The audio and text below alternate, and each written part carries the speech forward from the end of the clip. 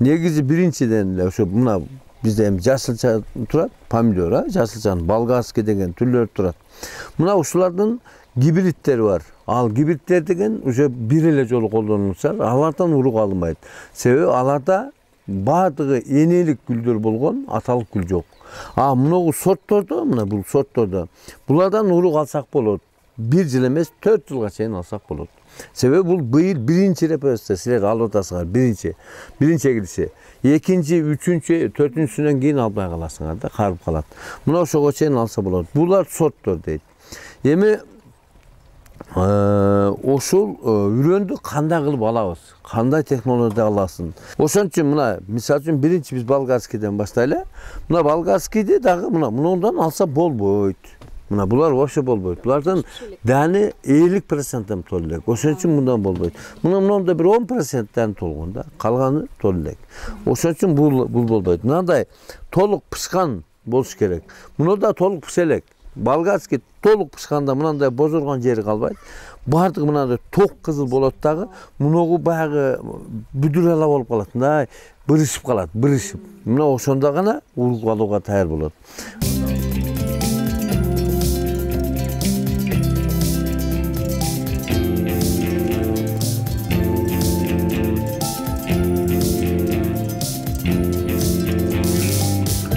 Мен үчүн мындай кылып алып атабыз. Биз мунун азыр укаласак, бул эң акыркы өзүнө талапка жооп бере турган азык, минералдык заттар эмнеде турат да? Мына ушуну бул толук соруп алыш керек. Толук соруп алыш үчүн биз ушундай кылып туруп туруп мындай кылып коюп коебуз. Мына бул тура берет эле бөжөк. Только баягы навестин алдына неме. Кургаганда даже муногундан өзү урук түшө баштайт. Неден? Муногу ушу турушунда кеминде 10 күн, 15 күн турат комнатада. Анан ошондо муногу уруктар тегиз болуп толуп калат. Анан мындан өзү чыга баштайт. Биринчиден түшө баштаганда эле муну акырын укалайт мындай кылып. Мына азыр укаламайт деп көрдүңбү? Кыйын. Мына ушундай колуң тийгенде быдыр-быдыр болот, күйүлүп түшүп калат. Анан чогултуп туруп, жана айттык го, мындай шамалда секин сапырасың. Сапырсаң бүштөр чыгып кетет. Анан мындай кылып калтага салып коюп коесуң. Помидордун уругун алуу сал буга бадынга болгарскийге караганда кыйыныраак да. Бул таталыраак, себеби бул көбүрөөк талап кылат да, жууну. Мына биринчи мына турат да, мунун ичинен кайсыдан урук алсак болот.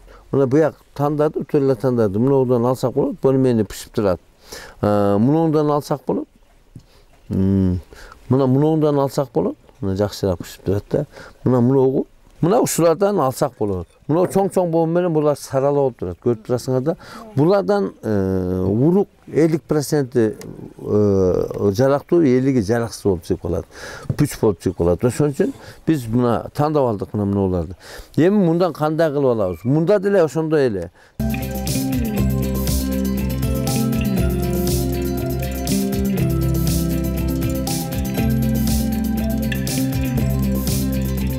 Мына көрдүңөрбү?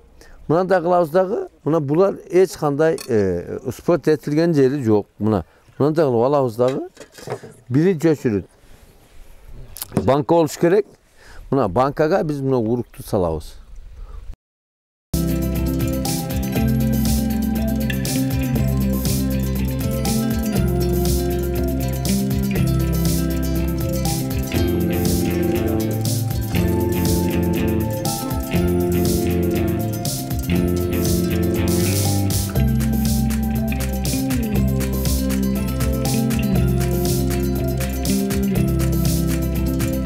Azırak su koşuyoruz mınaki.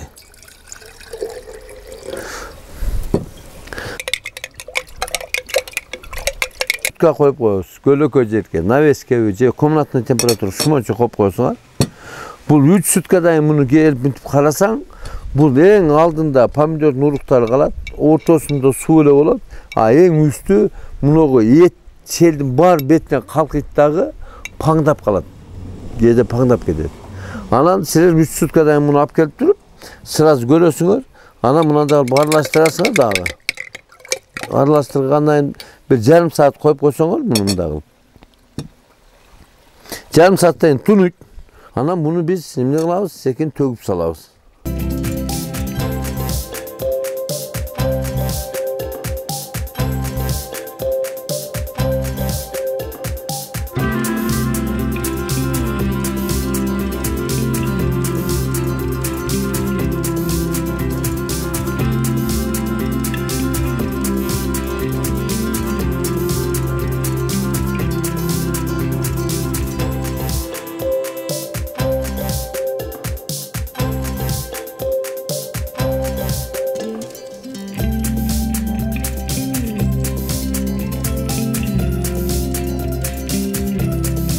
күнгө койбойбуз эч. Муну шумачы үйгө комнатный температура шкаф жерге коесуз. Анан бул кеми 7 күн 10 күн өткөндөн курuyт. Куруп калат. Куругандан кийин анан биз секин муну мындагы туруп чогултуп туруп, анан жанагындай мишөккө салып аласың. Мына ушул баштыкчага биз куруган улуктарды салабыз. Мисалы үчүн мына толук кургаса, толук коюп койгондон кийин андагы туруп баштыкка салабыз.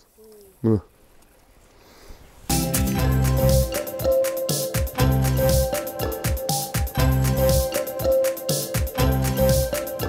Муну үйгө дубалга любой жерге кийилип коесуз. Ушундай. Ал комнатада күндүн нуру түз тийип койбаш керек буга.